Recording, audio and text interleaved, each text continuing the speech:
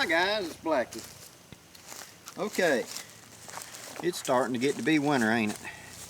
Actually, it's just fall, I know, but a little early for it, but you know, I thought we'd talk about something.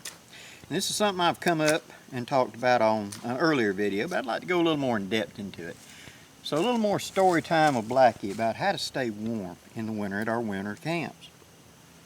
Okay, in winter you have the 4 W's, which is wood, water, widowmakers, and the 4th W, wind. Okay? In the winter it makes a difference. In the summer we want that breeze. We want that little air coming to help cool us at night. But during the winter that can be a bad thing. And so we want to address each one of these. Wood. A good supply of wood to get me through the night. When you're looking for your campsite for the night, if you haven't got a place you already got picked out, first thing I want to look for is, one, is there a source of wood that's easy to gather, that'd be enough wood to get me all the way through the night? Because I do not want to run out of firewood in the middle of the night, okay? If I'm having to keep a fire going to stay warm. Now if it's something where I'm carrying sufficient insulation, or once I go to bed I don't care if the fire goes out, you're okay, get enough. But if you're going to be in a camp where I'm going to have a reflective tent or something, and I need that fire going all night to keep me going, make sure I've got enough firewood. Now, how much firewood? Well, that's going to vary person to person. But my old adage was an armload. And how much was an armload? This was an armload. This cube up to eye level was an armload, and an armload would get me about 2 hours. So I need about 6 armloads, 6 to 10 armloads. If it's a bitter cold night, I go for 10. If it's somewhere in the 40s night, I'll go for 6 armloads of wood. That should get me through till morning. So it's okay if I got a little extra. It's not okay if I run out, then that's bad. Okay? The 2nd W, water. I want a source of water close to my campsite so I can replenish my canteens and all like that during the day, and also be a ready source for cooking and etc. Now that we've touched on cooking, as we've talked about in staying warm, blankets, sleeping bags, insulated clothing do not produce warmth. They're a method of capturing your warmth that your body is producing. There are 2 forms of heat generated by the body. One is physical energy, and that's my physical action. Me working, me chopping wood, whatever.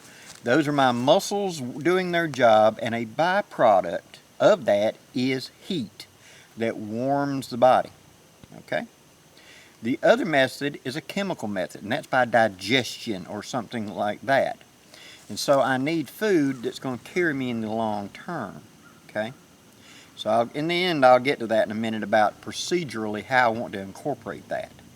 But I want the source of water available so it's there for me to cook with, for me to rehydrate with, because you need more water in the Arctic than you do in the desert, because that's a major way that the body stays warm. And if you're dehydrated, you're cold, because the circulation of fluids is how the body spreads the heat around most efficiently. So you need to be very well hydrated. Okay? Okay, wood, water, widowmakers.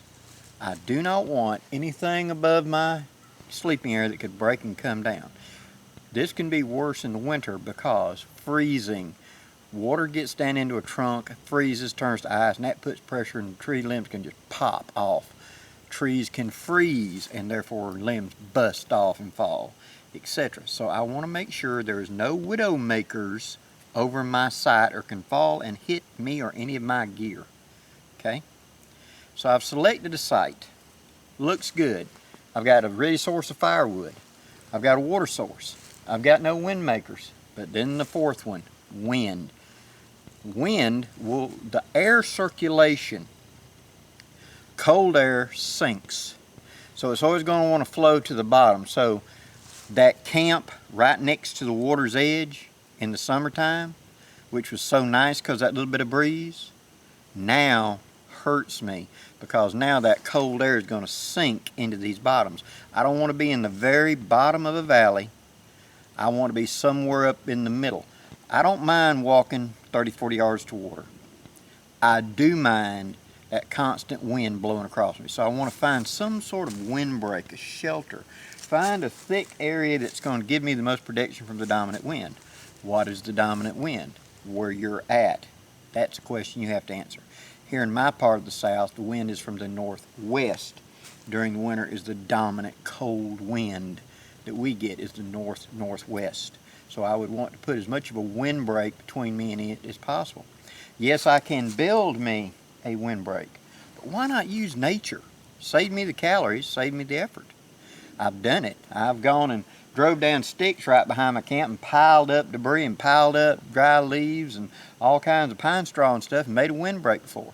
And that did warm me, and it did help me stay out of the wind. But why burn them calories when I don't have to? So you want to use your terrain to your advantage, okay? Now, we've got wood. We've got a source of water. We've made sure there's no widowmakers.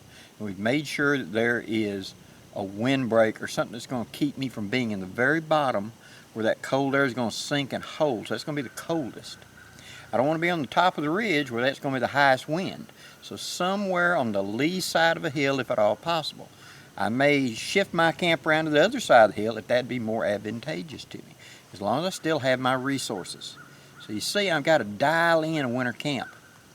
Now, let's get back to that eating and resources and how we generate. We brought with us our insulative layers, what we're wearing and what we intend to sleep with, okay? Now, when I eat, I generate heat as well as absorbing heat. So I'm going to take something heavy like chili, oatmeal, something big and heavy, hearty, that's going to take a while to digest. Beef stew is really good because big hunks of potato, they take a while to break down. And that's what I'm looking for. Nothing that digests quickly, okay? When am I going to eat my biggest, heaviest meal? About an hour before going to bed. Because I want to turn my furnace up, see? I'll snack and I'll eat during the day. But if I'm planning on turning in around 10 or 11 o'clock at night, I'm going to eat my big meal about 9 o'clock at night. I'm going to heat it up, I'm going to eat it all, I'm going to eat it slow, I'm going to pack it in there. Eat till I'm full, you know? And then I'm going to get everything taken care of, and I'm going to take care of nature's call, and I'm going to go to bed. Because I want that inner warmth of that warm food that I've just eaten that's brought my core temperature up. Plus my stomach is sitting there digesting. And that's generating physical heat and energy. And I am radiating heat. Now's the time to go climb in those ice cold sleeping bag and warm it up. Because I've got extra warmth to give away. As opposed to not having that warmth. And I've got to, either way, I've got to heat that insulation value. I've got to extend the warmth away from me. So I want to make it every way I can as effortless as possible. Now, if I've created a shelter and if I'm having to run a fire all night, where do I put the firewood? At my head. Right up here above me. So during the night, if I wake up, my fire's going out, I can just roll up on one elbow, reach up and grab some firewood, chunk it onto the fire right there and roll back over and go to bed. I ain't got to get up, lose all my heat, to walk over to a fire pile to walk back to stoke up a fire. That's losing heat. I don't want to get out of them covers unless I have to. And if I do, I want to roll the covers up, I want to get out, I want to roll the covers back, trap the body heat that's in there so that when I get back and roll it open, they haven't cooled down as much. I've seen guys throw their blankets wide open, get up to walk over to answer nature's call, be up 60 seconds, get back and their blankets are cold again. Well, you opened it up and you lost all the heat. Fold it back over. Trap that heat if you can. That's the idea of it. Always try to conserve heat in the winter environment. That's the trick to it. So, in conclusion, when we're thinking about a winter camp, what we're thinking about is the 4 W's. Inexhaustible supply of wood, plenty of water, no widow makers, and where's the wind coming from and how can we avoid it? Those are the 4 W's of winter. Thanks for watching, guys. Please leave any questions or comments below, and thank you very much for supporting my channel. Till next time, I'm Blackie, wishing you safe journeys. Have a great day, guys.